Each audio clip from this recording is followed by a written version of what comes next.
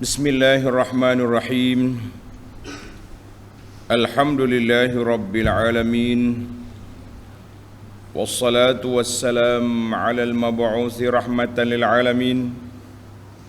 Nabiyyina wa habibina wa qudwatina Muhammad ibn Abdullah wa ala alihi wa sahbihi wa man sar ala nahjihi wa ihtada bihadihi wa istanna bisunnati ila yaumiddin. Amma ba'du. Muslimin dan muslimat, para pelajar, para pencinta ilmu, pencinta Al-Quran dan Sunnah, Assalamualaikum warahmatullahi wabarakatuh.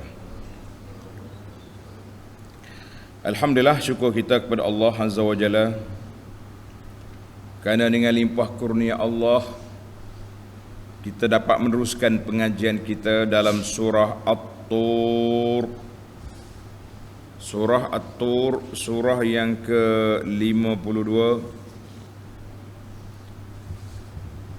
juzuk yang ke-27.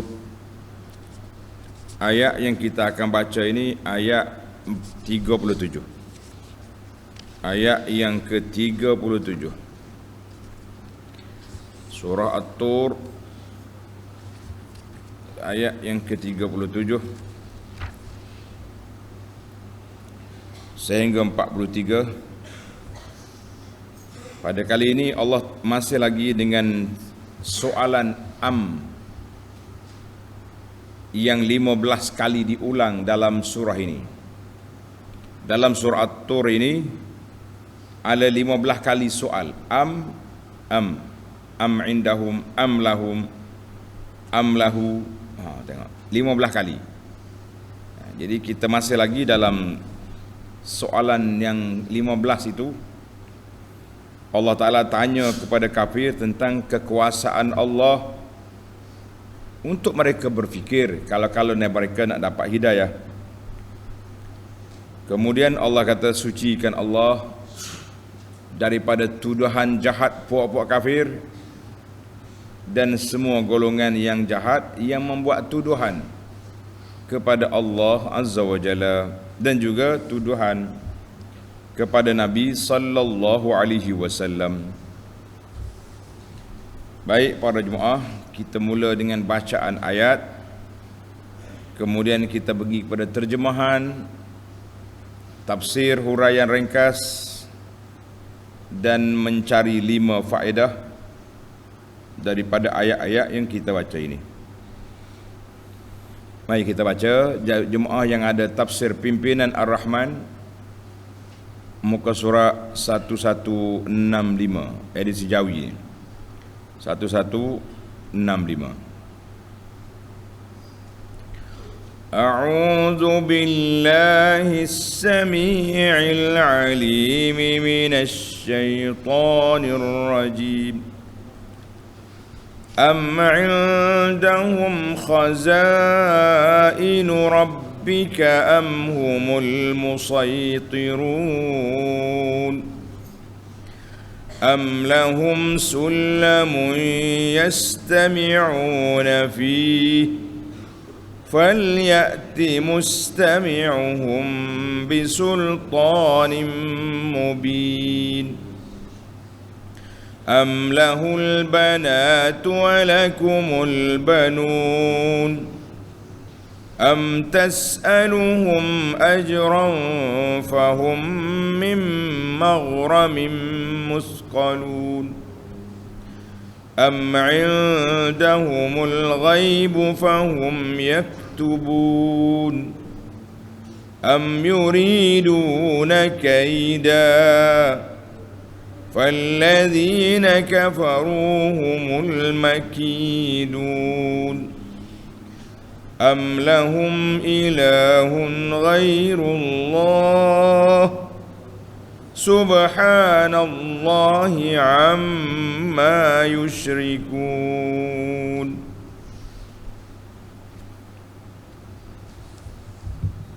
Balik kita kepada ayat 37. Am indahum khazainu rabbika, am humul musaitirun.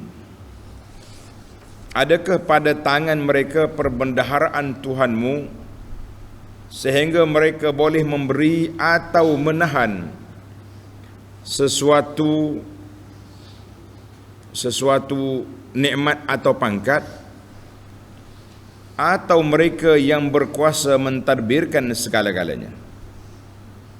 Ayat ini dalam siri-siri Aw yang 15, Allah tanya kepada puak kafir, am indahum khazainu rabbik, ai am inda ulaikal musyrikin, adakah di sisi puak-puak kafir musyrik itu gedung-gedung perbendaharaan Allah dari segi rahmatnya, rezekinya dan lain-lain, mereka milik ke? Jadi kata ulama tafsir, khazainu rabbika, gedung Tuhan tu maknanya rezeki. Khazainul arzaq, gedung rezeki. Satu. Ada yang mengatakan khazainu rahmah, gedung rahmat. Ada ulama yang mengatakan khazainu al-khazain minan nubuwati war rizqi, gedung kenabian. Siapa yang Nabi Allah nak lantik,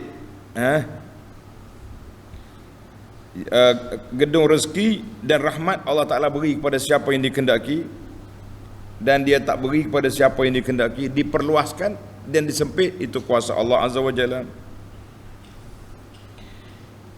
Ada lagi ulama lain pula kata am indahu khazainu rabbika, ai jami'al umur, semua benda lah, harta, kesihatan, kekuatan, semuanya ada. Jadi kita kata general tu lebih baik.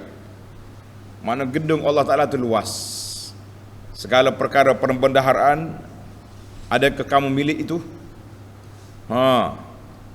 Am humul musaitirun am humul mustasallitun fid dunya bitadbiril umur, apakah mereka menguasai dalam dunia ini, mentadbir segala perkara tadi? Rezeki dia nak bagi pada siapa? Siapa dia nak hidup, siapa nak mati, kamu ada kuasa ke? Jawabnya tak ada kuasa. Dia sendiri pun mendapat rezeki daripada apa yang dianugerahkan oleh Allah. Jadi tak usah duk bercakap besar, tak perlu awak bercakap banyak, orang tahu saja. Macam ayat yang lepas, Allah kata tak payah jawab lah, pakai tanya tu kan. Orang pergi tengok Nabi SAW, orang kenal siapa dia. Yang tak kenal dia itulah yang buat kerah kepala, yang masih lagi mereka-reka tuduhan. Lesh, sebab dia tak kenal barang. Dia tak kenal orang. Bila tak kenal Nabi, macam-macam lah dia berani buat tuduhan.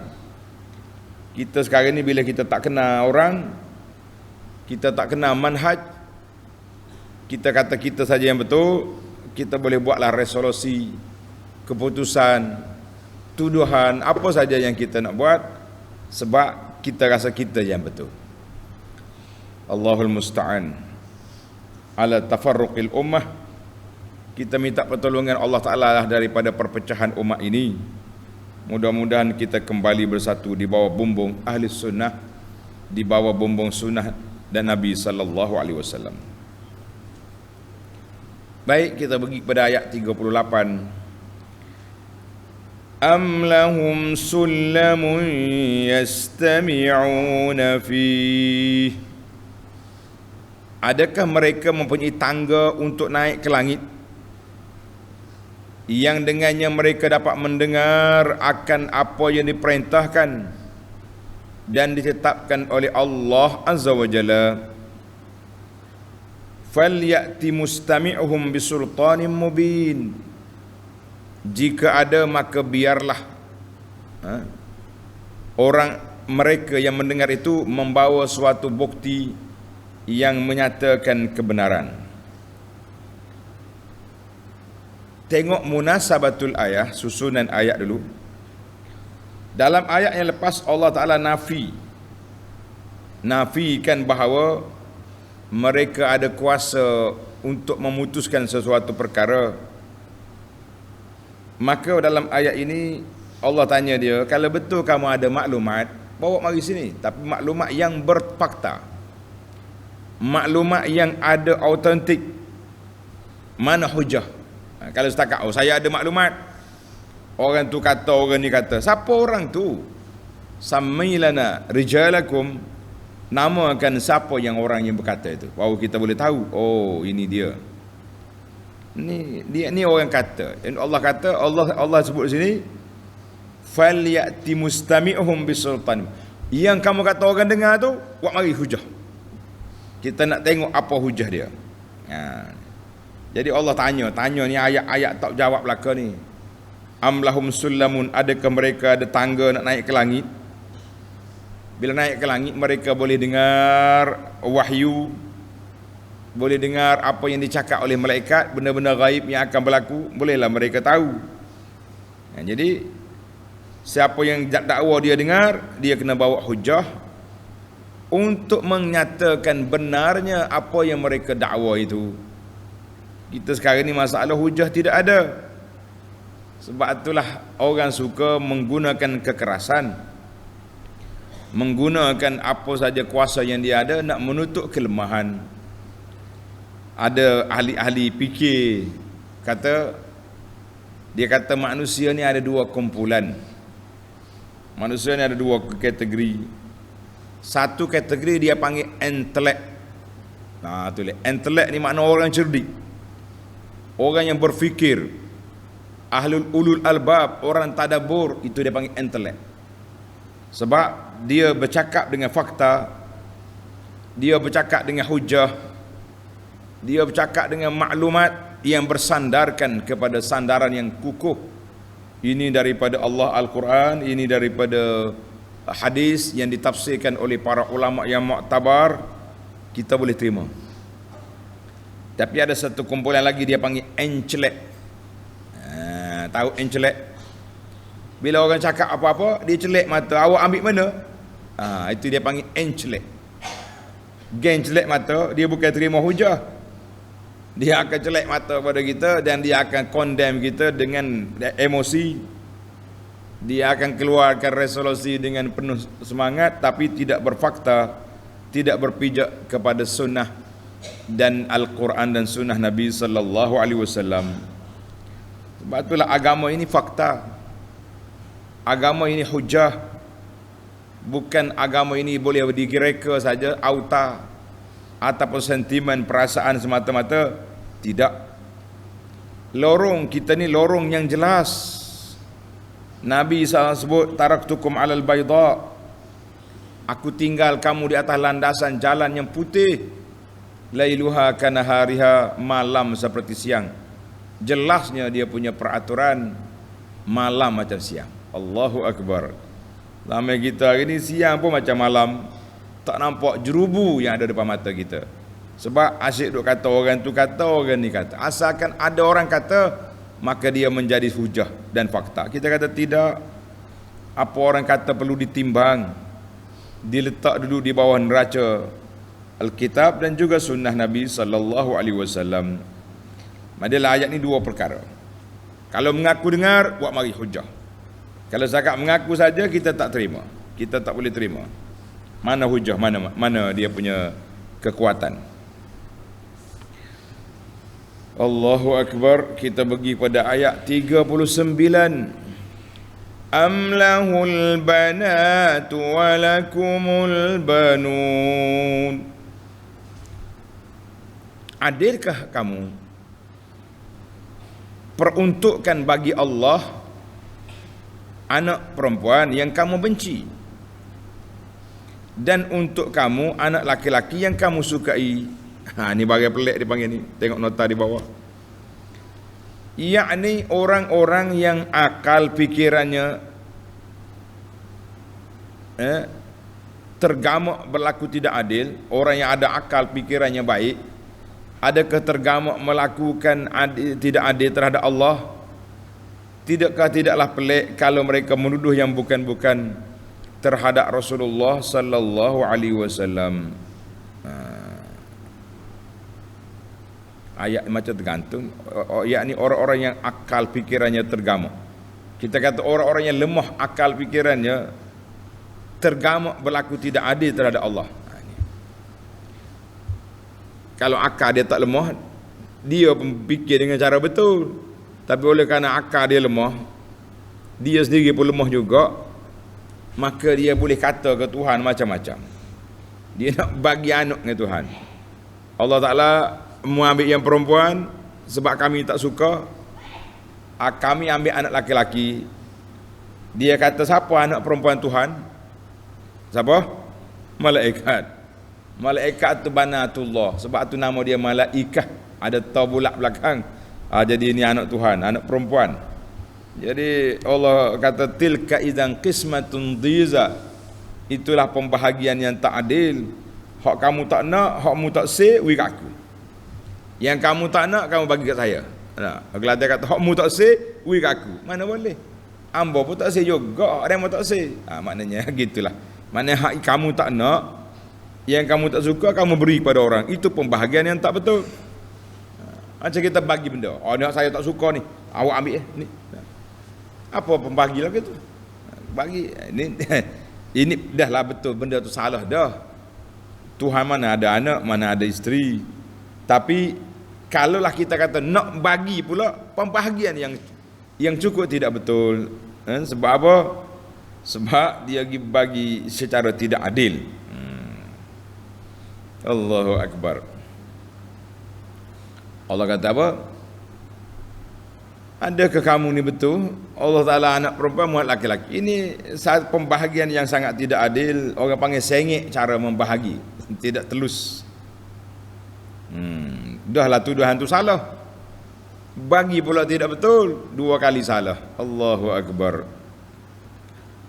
Mari kita pergi kepada banyaklah ayat-ayat. Contohnya dalam Suratun Nahli ayat 57. وَيَجْعَلُونَ لِلَّهِ الْبَنَاتِ سُبْحَانَهُ وَلَهُمْ مَا يَشْتَهُونَ. Mereka jadikan bagi Allah itu anak perempuan. Maha suci Allah daripada tuduhan jahat, keceluparan puak kafir. Dan bagi mereka apa yang diingini oleh nafsu, itu nak anak laki-laki. Banyaklah ayat lain. Kalau pelajar nak tadabbur, tambah lagi ayat surah As-Saffat ayat 149 sehingga ayat 155. Ayat ini berkaitan dengan tuduhan jahat puak kafir. Dia kata Tuhan ada anak. Mari kita berpindah ke ayat 40. Am tas'aluhum ajran fahum min maghramin musqalun. Pernahkah engkau wahai Muhammad sallallahu alaihi wasallam meminta sebarang bayaran kepada mereka mengenai ajaran Islam yang engkau sampaikan, lalu mereka merasa berat menanggung bayaran itu sehingga menjauhkan diri daripada menyahut seruanmu? Jadi kita tengok Allah Ta'ala tanya soalan di sini. Munasabatul ayat ba'da an abtala wasail iktisabil ilmi bima za'amu. Allah Ta'ala sudah nafikan cara mereka menerima ilmu sebagaimana dakwaan mereka. Dia kata dia dapat ilmu sekian-sekian, dia dengar daripada langit. Kita kata tak ada, semua tu karut. Allah Ta'ala kembalikan ayat ini untuk membatalkan dakwaan mereka yang konon-kononnya. Kenapa mereka tak mahu terima dakwah Nabi?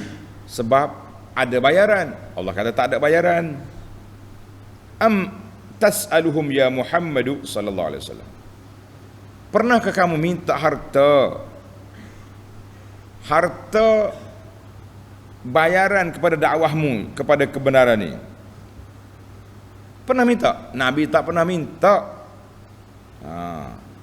Dalam surah Yusuf ayat 104, wa ma tas'aluhum alaihi min ajr in huwa illa dzikrul lil alamin. Wa ma tas'aluhum alaihi min ajrin. Kami tak pernah minta mereka bayaran upah kepada dakwah ini, tak ada.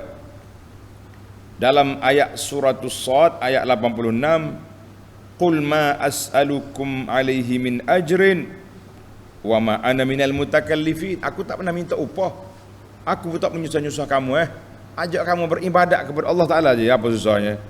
Kamu susah kena ukir patung lagi, usung sana usung sini. Allahu Akbar. Ni sedihnya, dia buat pameran patung dia entah apa, dia salah pasang, dia angkat dengan keren, kepala cabut, otak kaki jatuh, kata-kata ini ke Tuhan yang mereka sembah, sampai mereka tercabut habis tengah jalan nak buat pameran. Kita kata subhanallah, maha suci Allah Ta'ala daripada segala tuduhan jahat yang dibuat oleh orang kafir. Maka masalah ini, masalah minta upah ni masalah yang besar. Kerana itu Allah Ta'ala ulang beberapa kali bila sebut tentang dakwah Nabi, Tuhan nafikan mereka itu minta upah, tak ada upah. Jadi kita para pendakwah kena ingatlah, jangan kita berdakwah semata-mata kerana nak upah. Kita berdakwah semata-mata kerana Allah. Tapi orang panggil duit minyak tu bolehlah kita ambil, tapi jangan lebih-lebih. Sampai mereka letak harga sekian-sekian. Kadang-kadang yang letak harga mahal ni, sahabat-sahabat kita agak semangat lah nak pergi dengar dia ceramah, dia forum perdana sana sini. Yang adanya lawak jenaka. Ilmu, isi ilmu tidaklah banyak mana. Duk lawak yang suka habis satu satu masjid 2 jam forum tu gak, forum ketawa, dicelik-celik dengan sindir orang yang tak sekepala. Itu jelah yang mereka dapat. Apa yang kita boleh? Pihak masjid banggalah sebab penuh orang. Tak cukup skrin dalam masjid, kita tambah di luar. Yang kita nak pengajaran di masjid, kita nak ilmu yang disampaikan. Ma qala Allah wa qala Rasul, ma qala Syafi'i wa qala Nawawi. Bukannya ketawa gelak. Kalau nak ketawa, kita buat majlis teruslah. Majlis lawak jenaka malam ni, lagi ramai orang datang. Majlis penglip pulara, bawa cerita-cerita yang pelik-pelik. Hadis-hadis yang dibawa pun tak bertapis.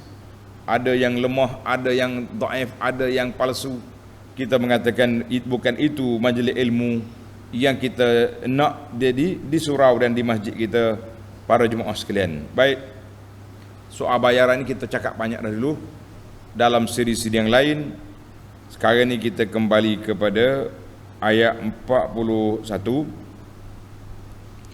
Am indahumul ghaibu fahum yaktubun. Adakah pada sisi mereka lauh mahfuz yang mengandungi perkara-perkara yang gaib, lalu mereka salin daripadanya untuk menentang ajaran dan peringatan kamu. Munasabatul ayat ay ba'da an radda alaihim, setelah Allah Ta'ala menolak ke atas mereka keingkaran mereka tentang Islam, bi annahum kallazina sa'alahumun nabiyyu sallallahu alaihi wasallam ajran ala tablighiha. Seolah-olah apa yang mereka, Nabi Allah Ta'ala tanya dia tentang Nabi, adakah Nabi minta upah? Tak ada. Allah Ta'ala bawa ayat yang kita buat ni, adakah mereka tahu benda gaib sehingga mereka boleh kata sekian, kata sekian? Mereka boleh buat tuduhan sana, tuduhan sini. Ada? Jawabnya tidak ada. Jadi kalau tak ada, apa yang mereka dapat sebenarnya? Dalam bahasa orang muda sekarang ni, engkau nak apa sebenarnya? Naknya nak lawan, itu je. Kerja dia nak lawan. Maka Allah tanya, am indahumul ghaibu fahum yaktubun. Ai am indal musyrikin ilmu ma ghaba 'anil nas. Adakah buat kafir itu ilmu perkara yang gaib, orang lain tak tahu, dia tahu? Ada? Tak. Yang adanya apa dia? Yang adanya ni, ayat 42 ni. Am yuriduna kaida. Mereka tidak berpada dengan kata-kata dan tuduhan yang buruk sahaja. bahkan mereka hendak melakukan rancangan jahat terhadapmu wahai Muhammad sallallahu alaihi wasallam, kehendak mereka tidak akan berjaya. Falladzina kafaru humul makidun, bahkan kerana orang-orang yang kafir itulah yang akan ditimpa oleh balasan rancangan jahatnya. Hak jahat yang dia buat akan timpa balik atas kepala dia. Rancangan jahat itu akan ditimpa balik di atas kepala dia. Nak kata apa? Allahu Akbar. Maka setelah Allah Ta'ala membatalkan dakwaan-dakwaan mereka, hujah-hujah mereka, dalam ayat yang lepas, bila dia tak mampu nak lawan Nabi sallallahu alaihi wasallam, dia kata apa? Natarabbasu bihi raibal manun. Kita tunggu ya dia mati, tunggu Muhammad mati. Kita pun rehatlah daripada gangguan dia. Kononnya itu. Maka ayat ini Allah Ta'ala peringatkan, mu ada maklumat benda gaib ke? Mu ada maklumat tentang ilmu gaib ke? Siapa mereka kamu boleh kata? Kata apa? Dia boleh kata tunggu Nabi mati. Mana awak tahu siapa mati dulu? Mu mati dulu ke Muhammad mati dulu? Awak mati dulu ke? Siapa dia mati sebelum siapa? Tak boleh kata apa tu. Jadi adakah mereka ada ilmu gaib yang boleh tahu siapa mati dulu? Habis kenapa kamu bercerita berangan-angan nak suruh Muhammad mati dulu, lepas tu kamu nak rehat? Ataupun memang kamu mati dulu, Muhammad sallallahu alaihi wasallam yang berehat daripada kamu? Allahu Akbar. Mereka sebenarnya yuriduna kaida, nak tipu daya, nak pembohongan, penyelewengan. Allah kata falladzina kafaru humul makidun. Falladzina kafaru humul ladzina yukadu bihim fil haqiqah. Orang kafir itulah orang yang disesatkan pada hakikatnya. Wa wabalu kaidihim aidun ala anfusihim. Bala tipu daya mereka itu kembali ke atas kepala mereka. Balik semula ke atas kepala mereka. Baik, ayat yang terakhir dalam ayat kita ini. Am lahum ilahun ghairullah subhanallahi amma yusyrikun. Apabila datangnya balasan rancangan jahat itu, maka adakah bagi mereka Tuhan yang dapat menyelamatkan mereka selain dari Allah? Ada? Tak ada. Subhanallahi amma yusyrikun. Maha suci Allah daripada apa yang mereka persekutukan itu. Jadi dia kata apalah, adakah dia ada Tuhan lain? Jawabnya tak ada dah. Yang adanya sembahan yang mereka cerita, yang mereka buat-buat sendiri untuk dijadikan sembahan dan dianggap sebagai Tuhan, itu yang ada. Yang sebenarnya tidak ada. Tak ada. Yang adanya tuduhan-tuduhan, sangkaan-sangkaan semata-mata. Kita kata Allahul Musta'an. Kita minta pertolongan Allah Ta'ala untuk mematahkan hujah puak-puak kafir ini, yang mereka masih lagi terumbang ambing dalam kesesatan yang sangat nyata. Kita kata itulah satu perbuatan yang cukup dahsyat, yang cukup tidak baik, yang tidak bermaruah. Apabila mereka membuat satu tuduhan itu tidak boleh dibuktikan, dikukuhkan dengan hujah yang boleh diterima oleh akal yang waras, apalagi nak diterima oleh ajaran yang benar. Jawabnya tidak ada. Baiklah para pelajar sekalian, tamatlah perbincangan ringkas kita pada ayat-ayat yang kita baca ini. Al-an, sekarang kita berpindah kepada mencari 5 faedah daripada ayat yang kita baca ini. Tengok ayat yang pertama yang kita baca tadi, bermula dari ayat 37.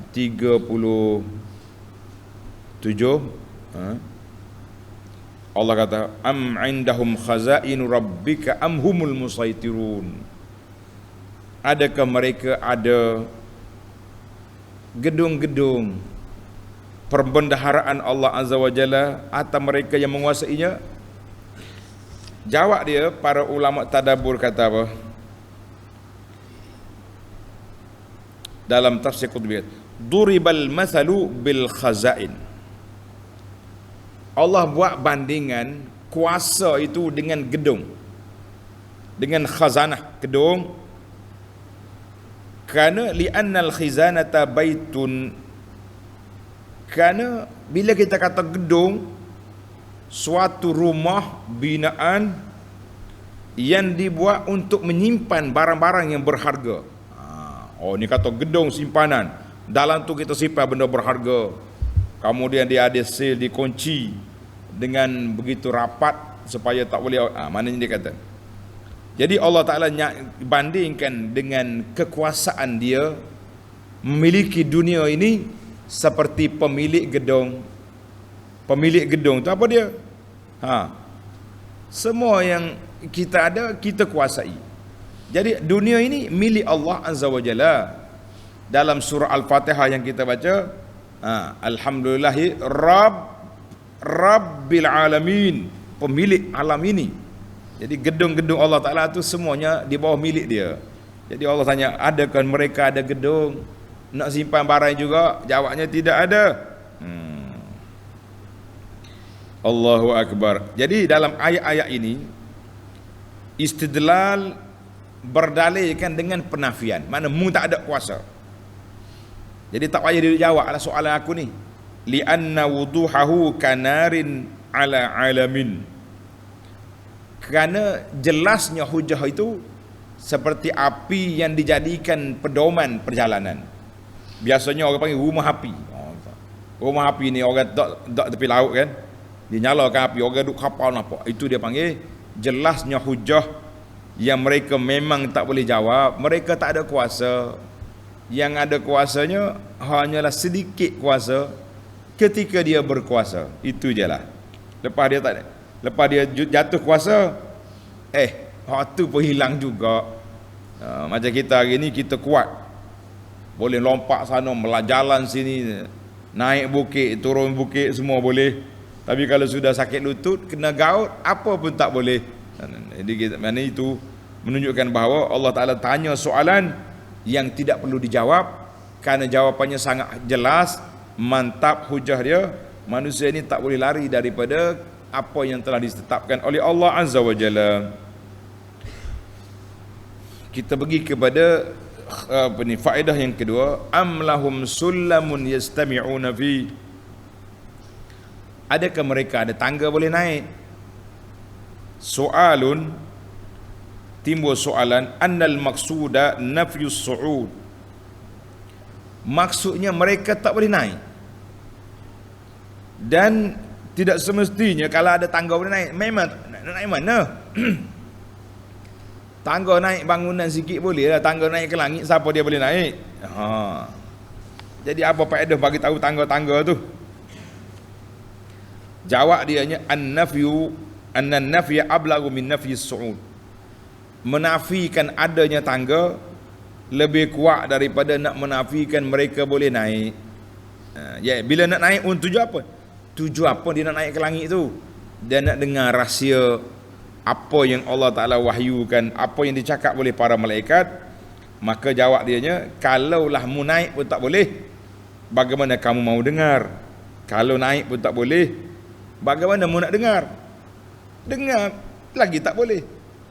Jadi kalau dia boleh naik, tak semesti dia boleh dengar pun. Mungkin dalam bilik tertutup, dalam orang mesyuarat khas, kawalan ketat, maklumat ni maklumat pun tak dapat, naik ke langit pun tak boleh, sudah pasti maklumatnya tidak ada. Jadi tak payahlah kamu cakap dalam perkara yang kamu tidak ada maklumat, tidak ada fakta.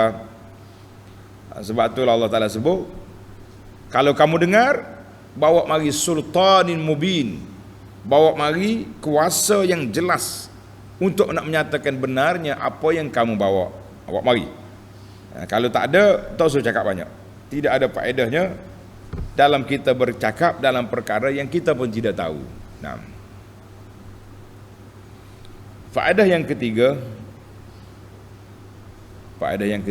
ayat 39.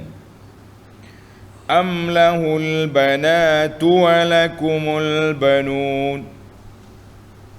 patut ke kamu beri kepada Allah Ta'ala anak perempuan yang kamu tak nak, yang kamu tak say? Bagi kamu anak laki-laki yang kamu suka. Mana itu dari sudut pembahagian pun salah. Jadi ayat soalan ini di sini isyaratun, satu isyarat kepada menafikan syirik. Nak menafikan syirik terhadap Allah Azza wa Jalla. Tuhan ni tak ada anak, tak kira lah laki-laki ke perempuan. Nafi anak, lam yalid wa lam yulad. Sesat. Duk sibuk dengan anak perempuan lelaki. Perempuan laki-laki pun dia tak ada semua. Sebab apa? Maka ini menunjukkan fasad, rusaknya apa yang mereka kata itu, apa yang mereka lemparkan tuduhan itu rusak. Sebab orang yang lemah kuasa, dia perlukan kepada pembahagian kuasa. Allah Ta'ala yang maha berkuasa, dia perlu apa nak bagi-bagi, nak cari anak lagi nya. Macam kita manusia ni, kita lemah. Masa kita kecil, kita berharapkan mak kita, kita mengharapkan ayah kita bantu. Bila sudah dia besar, kita mengharapkan isteri pula bantu kita, ataupun yang isteri mengharapkan suami tolong. Bila sudah tua, kita mengharapkan anak kita pula tolong kita. Maknanya begitulah tasalsuli. Daripada kita kanak-kanak agak ke mak, sudah besar agak ke suami, ke isteri, sudah tua agak ke anak-anak cucu mari duk jaga. Itulah maknanya manusia lemah. Bila Allah Subhanahu wa taala yang maha berkuasa bersifat dengan Al-Qadir, Al-Hayyul Qayyum, jadi apa perlu dia perlu kepada anak-anaknya, sebab dia yang maha berkuasa. Jadi kita yang lemah kuasa ni duk cari anak, cari isteri, cari suami, sebab perlu memerlukan membantu, dan kita perlu pada anak cucu bila kita sudah tua. Waktu kita muda, kita gedebel lagi, anak cucu nak ke kita. Bila kita sudah tua, kita sudah mencari cucu pula. Macam kita duduk banding lah, duduk banding-banding. Waktu kita muda, kita pakai minyak wangi. Apabila sudah tua, pakai minyak angin. Dah. Lah ni kat bilik kita, bau minyak wangi ke bau minyak angin? Mak dia tu bau minyak wangi dah, tak ada dah minyak wangi ustaz weh, bau minyak angin saja. Daripada minyak cak kapur, habis minyak cak tuku ada belaka dalam rumah tu. Allahu akbar. Ni ada orang mau, ada sahabat kita ni, dia mari minyak hok dia buat daripada kambing apa tu. Allahu akbar. Sekali colek, bukan sakat wangi, bukan sakat bau minyak angin, bau kambing sebilik. Dia kata tak gerak lagu ni. Nak ceritanya, daripada dulu minyak yang wangi, sudah tua minyak kambing pula bang. Nak kata macam-macam. Tak lagi dah. Yang keempat, faedah yang keempat, tengok, am tas'aluhum ajra fahum min maghramin musqalun, ayat 40. Apakah kamu minta upah dalam dakwah kamu ni? Hal fi khususi qawli ajra, perkataan ajra, upah itu ada satu faedah khas kenapa Tuhan sebut perkataan upah dalam ayat ini. Kama law qalu am tasalum syai'an aw malan. Kenapa dia tak sebut minta satu benda ke, minta benda ke? Tak, minta ajra, minta upah. Ada apa faedah dia? Al jawabu na'am. Ya, setiap ayat Quran, fa kullu lafzin fil Quran fi faedah. Setiap lafaz dalam Quran itu ada faedah, sama ada kita tahu ataupun kita tak tahu.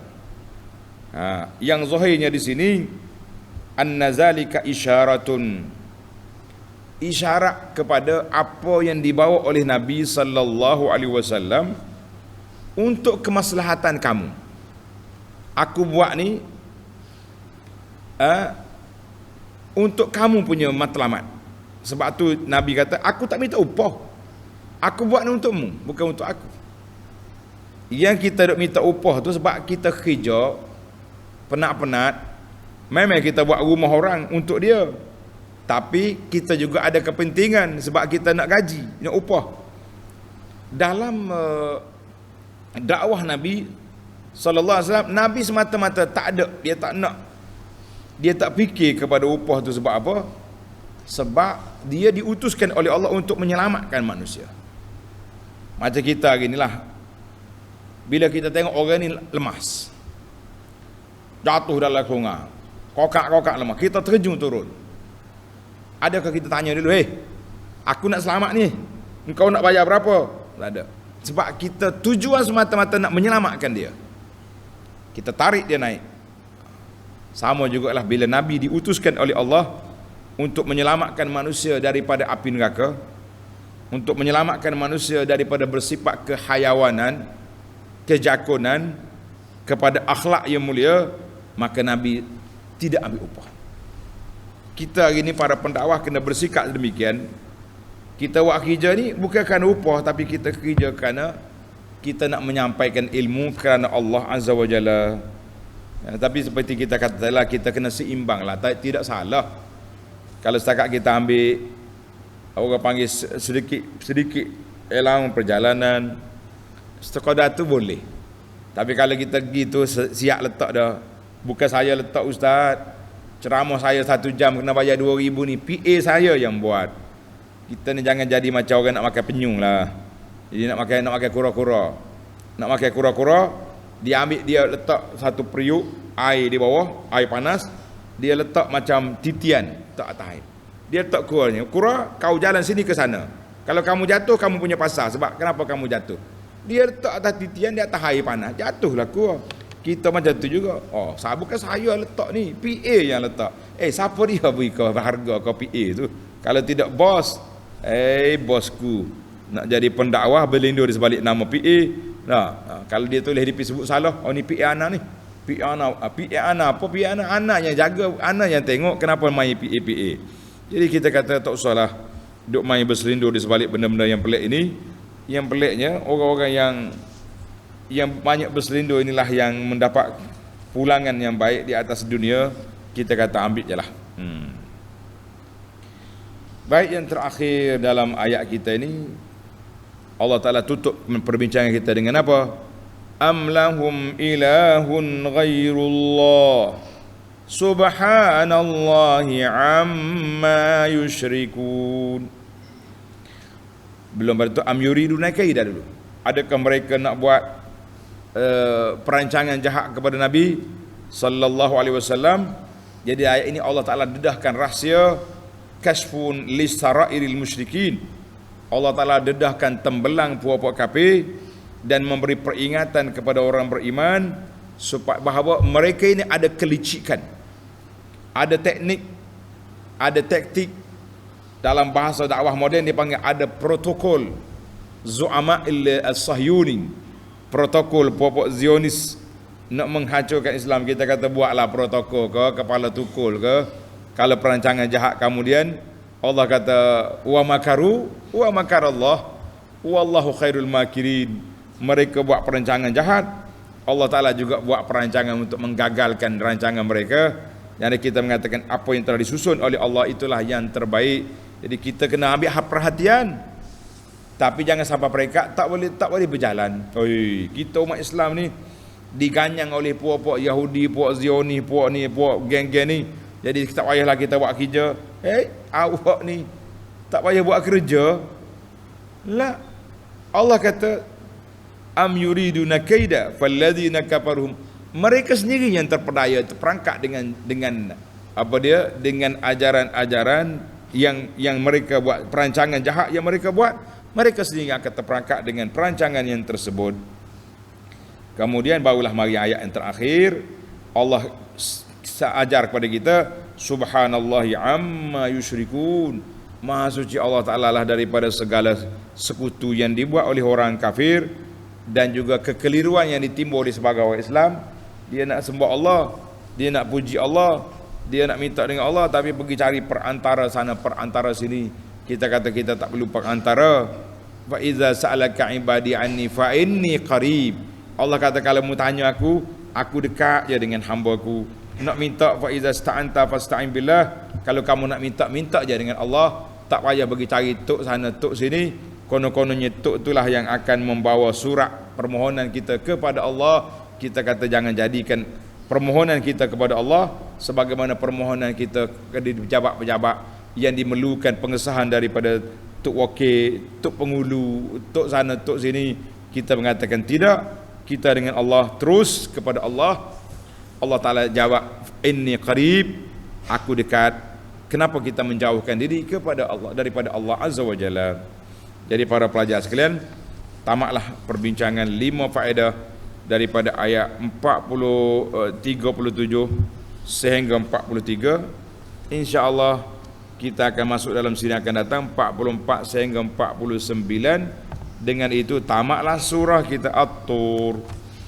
Dia pendek, ayat dia pendek-pendek saja. Dia pendek, kita pun tak boleh nak panjangkan. Sebab itulah nama dia surah Al-Mufassal, surah yang pendek-pendek. Subhanakallahumma wa bihamdika asyhadu an la ilaha illa anta astaghfiruka wa atubu ilaik. Wa sallallahu ala nabiyyina Muhammadin wa ala alihi wa sahbihi ajma'in. Walhamdulillahi rabbil alamin. Wassalamu alaikum warahmatullahi wabarakatuh.